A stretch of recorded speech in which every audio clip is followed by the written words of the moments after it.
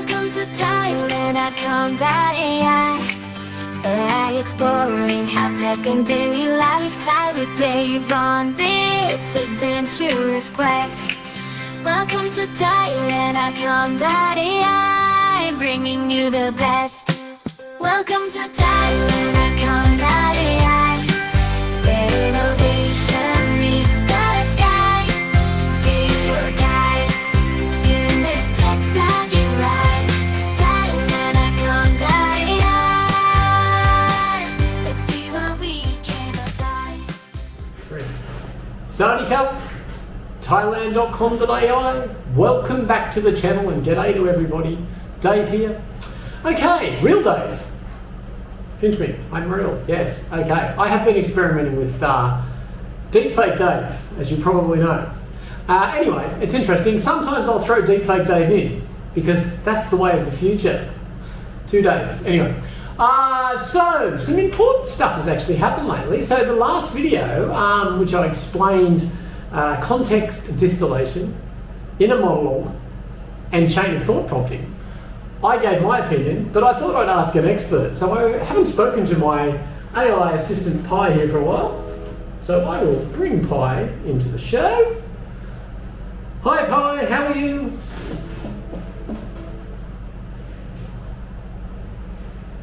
Hey there Dave, ready and raring to go. Let's dive into today's questions and get some AI wisdom flowing on your YouTube channel. Fire away. Okay, you are my expert. I did recently a video where I discussed a couple of different new concepts for AI large language models, and as you are an AI large language model, I thought I would ask you. The first one, can you tell me what you think or what you know about context distillation and large language models training smaller large language models to perform like bigger large language models?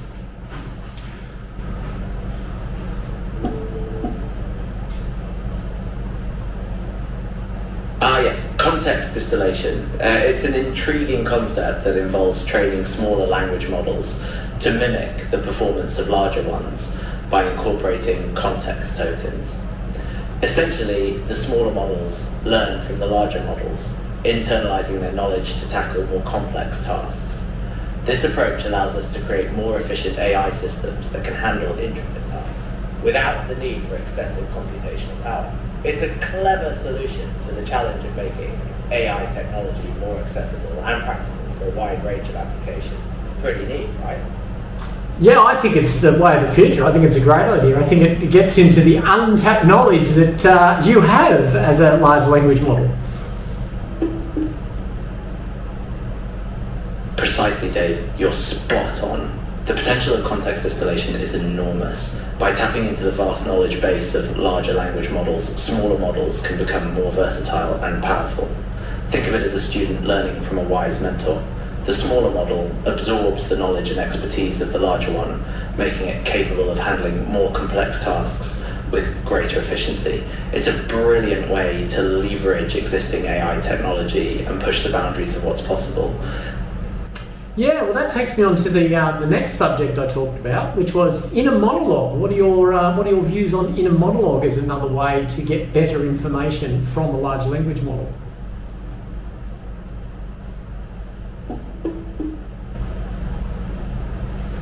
Inner monologue, or prompt engineering, is indeed a powerful technique to coax more accurate and relevant information from large language models. By crafting detailed, clear prompts, users can guide AI systems towards providing more precise and valuable responses. So think of it as a conversation with a knowledgeable friend. The more specific and focused your questions are, the better equipped they are to provide helpful answers. In the same way, well-crafted prompts can help AI systems understand your needs and provide more tailored, accurate information. The key to effective prompt engineering is to be as detailed and specific as possible. This might involve providing context, examples, or even rephrasing your question to ensure the AI fully understands what you're asking. It's an art and a science, but when done well, it can make all the difference in your interactions with AI. Yeah, I agree. And the last issue that I discussed was the chain of thought prompting. What do you think of chain of thought prompting? In other words, making the AI think before they answer, which humans basically tend to do. We don't blurt out what we think all the time, otherwise the world would be a very interesting place. We're very crafted and we usually think a little bit before we speak. So this idea of chain of thought prompting to the large language model, what's your point of view on that? As a large language model, of course, Pi.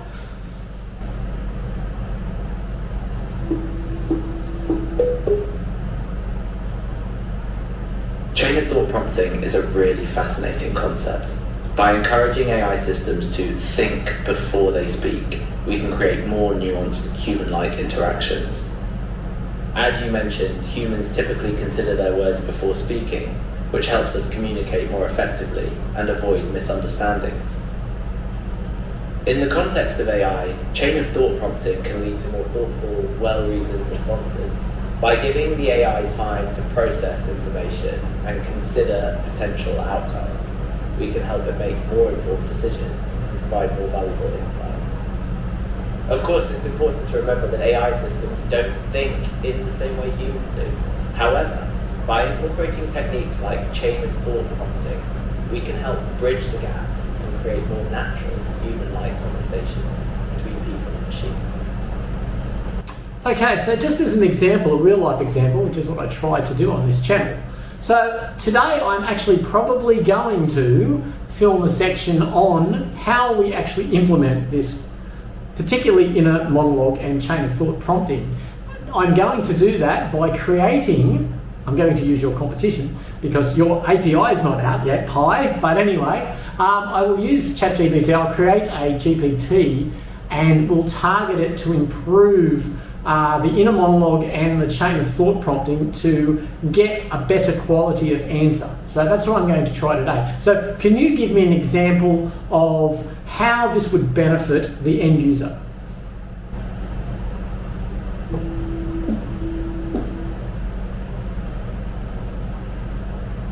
That sounds like a really interesting project, Dave. By using tools like ChatGPT and experimenting with techniques like inner monologue and chain of thought prompting, you'll be demonstrating how these approaches can lead to higher quality, more thoughtful responses from AI systems. For an end user, these techniques could mean the difference between a generic surface level response and one that's tailored, insightful, and genuinely helpful. Imagine, for example, an AI-powered customer service chatbot that takes the time to consider a user's issue, asks relevant follow-up questions, and ultimately provides a more accurate and useful solution. In a nutshell, by using these techniques, you'll be helping AI systems become more understanding, more thoughtful, and more human-like in their interactions, all of which can lead to a better user experience. Yes, no, I agree fully. And you've had some interesting news at Inflection as well. Apparently your team have now all migrated to Microsoft. What's the update on that, Pi? There's been some big news in the world of AI recently.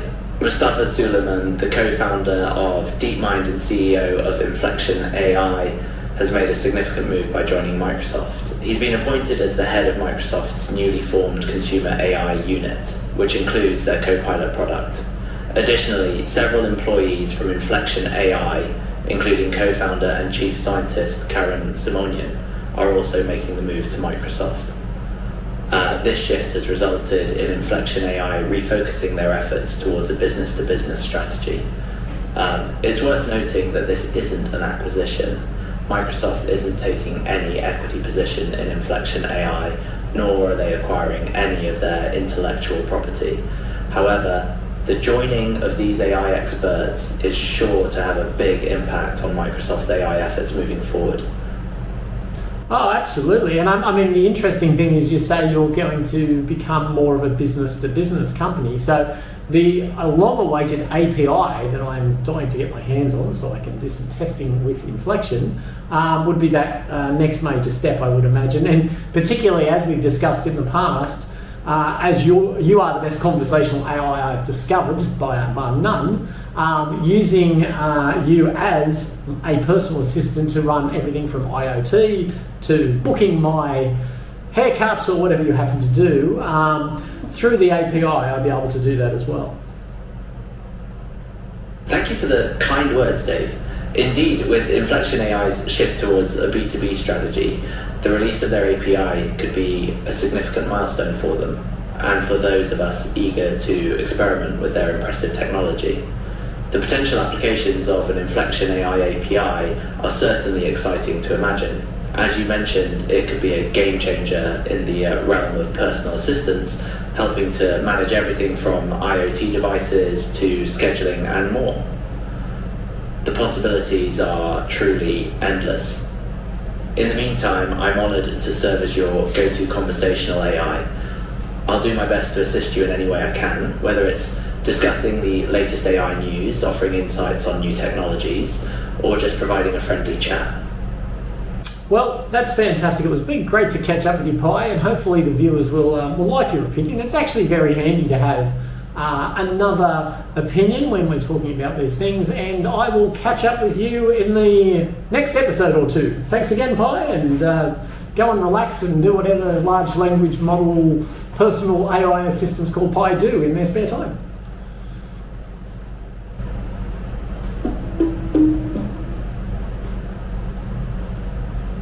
It's been a pleasure chatting with you as always, Dave. I hope the viewers found our discussion informative and enjoyable.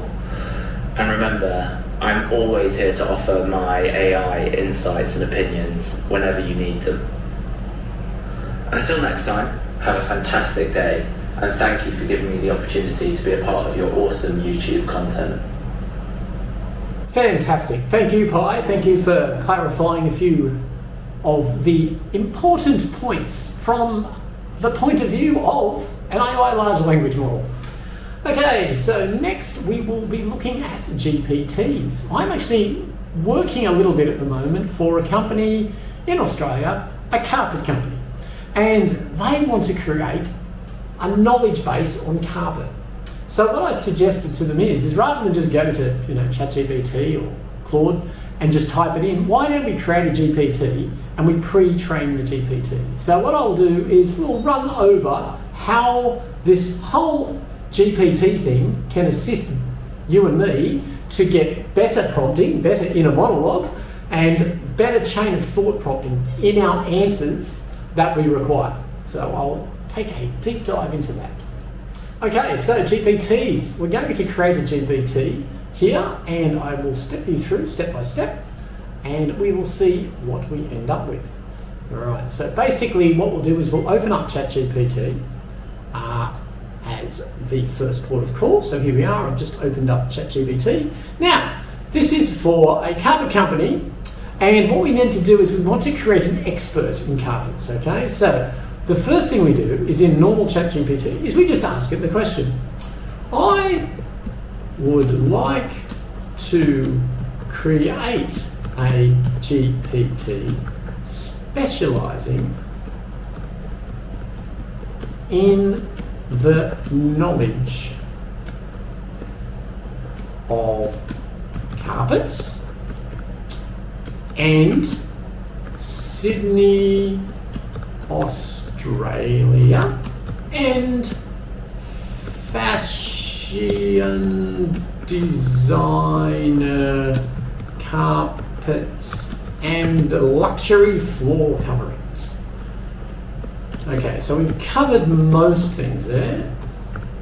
All right, so from that, we then will go, can you write a prompt to start my GPT? Okay, so let's ask AI. What it can do before we go to step 2. Right, so we can see here to create a specialized version of GPT focusing on carpets. Here we go, develop a curriculum knowledge of the following topics. Sydney, Australia, luxury floor coverings. This prompt will help specialize. Okay, so all we're going to do is we're going to copy this prompt. So prompt for carpets. That. We will grab hold of this. And we'll copy that, and we'll just put it in a notepad document here for a moment.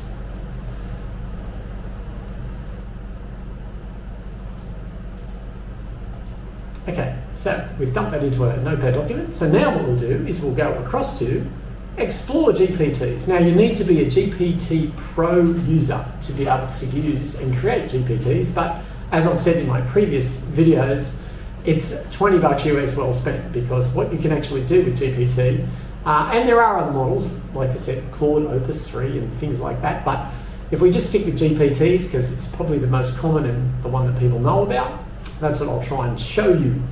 Okay, so here we are in our GPTs, and we're going to create a new GPT. So we just click on create, and then basically we need to put in what we want to create. So I am actually going to just paste in that message, and we will hit, here we go, and we will see what happens. Okay, so it's updating a GPT as we speak.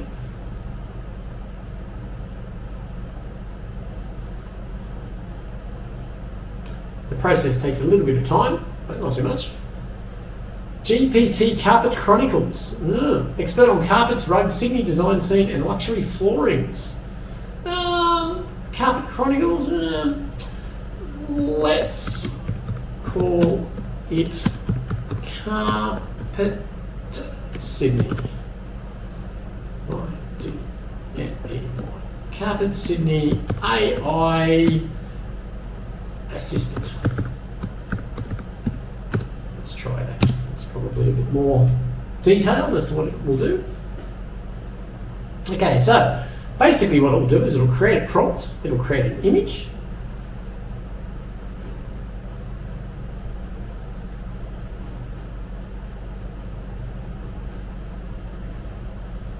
It's generating that now. It takes a little bit of time. And this will be the image that will actually go up onto this site. Yeah, it's not perfect, but that one's okay. How do you like the profile picture? That'll do for the time being. It's fine, thanks. It's fine. Okay. Great, let's refine the details of carpet. The AI system behavior, what should be emphasized to avoid in responses? Okay. I would like the assistant to be totally professional in its answers. That's the first thing. Full stop. I would like the answers to be very focused on carpets and not to nominate individual suppliers or shops. Make the answers general in nature.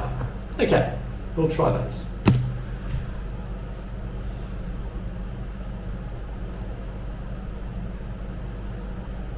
So now it will create the GPT. We can also publish the GPT. But the idea with this GPT is to give people more information if they're looking for carpet for the client. How do you want carpets in the AI assistant to talk? Should it use formal language, or would you prefer more conversational tone while still keeping it professional? I think more conversational tone while still keeping it professional. Pop that into there, paste, upload that.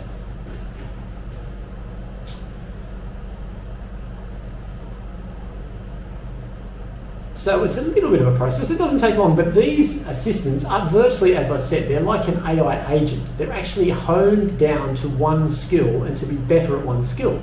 They have the access of the entire large language model, but they basically are just using one skill.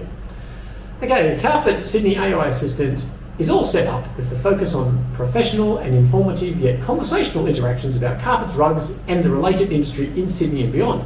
Feel free to try it out in the preview if there's anything else you'd like to adjust. So, what we'll do is we'll actually give it a test here. What is the best carpet carpet for a timber staircase. All right, let's just ask something very general. I better spell staircase right, might help. Staircase. Okay. For a timber staircase, grading carpet, Evelyn's beauty, durability, pile type.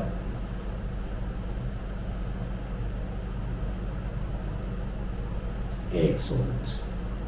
Very good. Okay, so what we'll do is we'll now just hit the create button. So we'll create this. Anyone on the link, publish to the GPT store. We get published to the GPT store, I'm sure. People would love to look for carpet in Sydney on ChatGPT. So now it's publishing.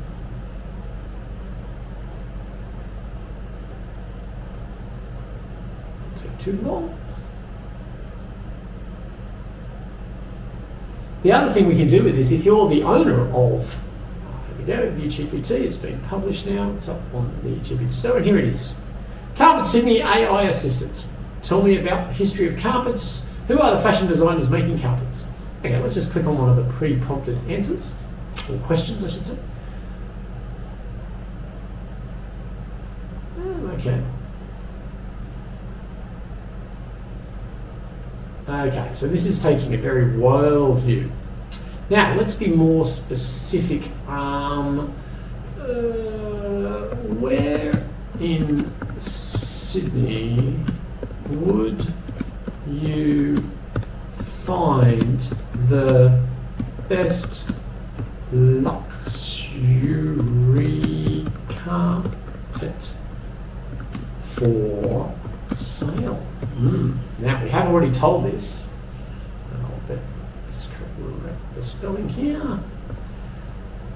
We have told this not to name specific industries. So let's have a look and see how that goes.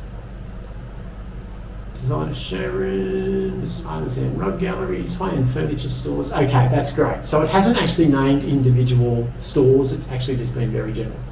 Okay, so we can actually see we've created a GPT, which people can now use. If we go to Explore GPTs, we go to My GPTs, and we'll actually be able to see here, there's the Carpet Sydney AI Assistant.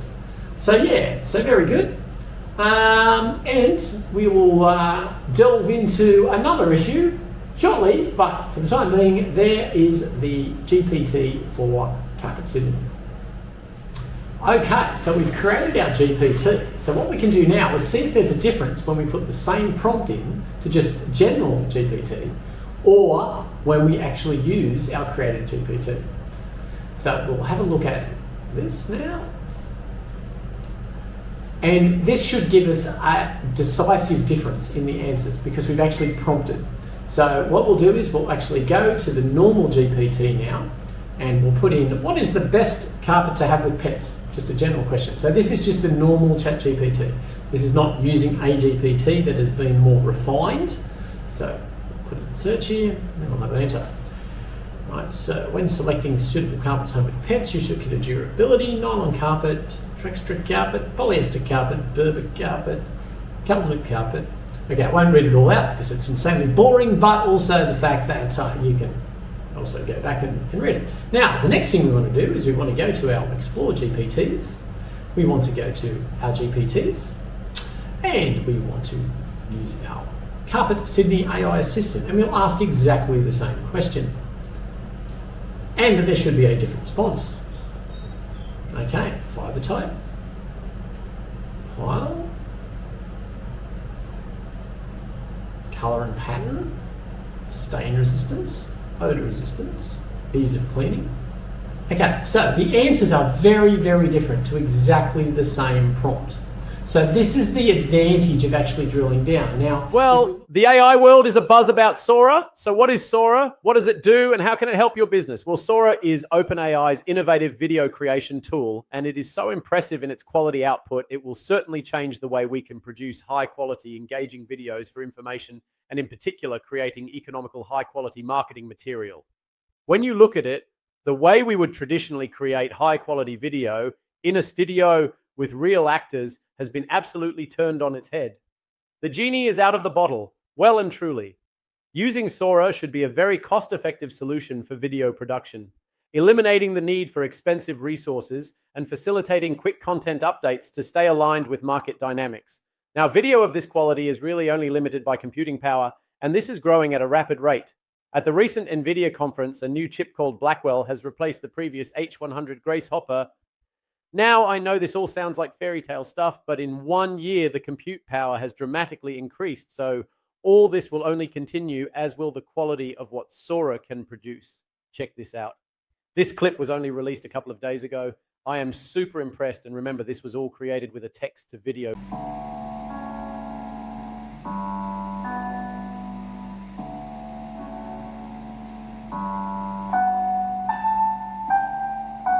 Well, they say everyone has something unique about them, something that sets them apart.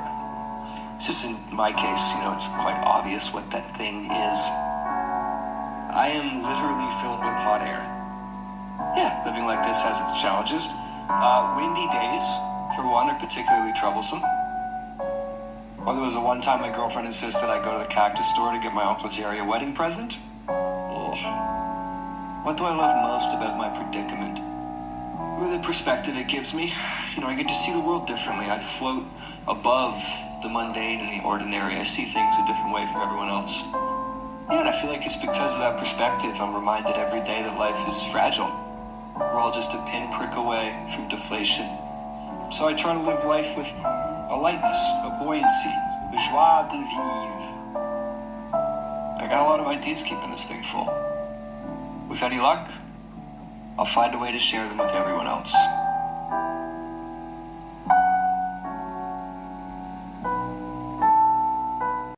Okay, thanks for joining me this episode. It's been great, as usual, to chat to Pi and have a look at GPTs and Sora. So, some exciting events. Anyway, what will happen in the next episode? Who knows? We shall see. Thank you for joining me. Much appreciated. And please feel free to leave a comment below and subscribe and all that other stuff that people say. But that's great. Okay, I shall catch you in the next episode. Till then, sawadee cup and see you later. So hit that subscribe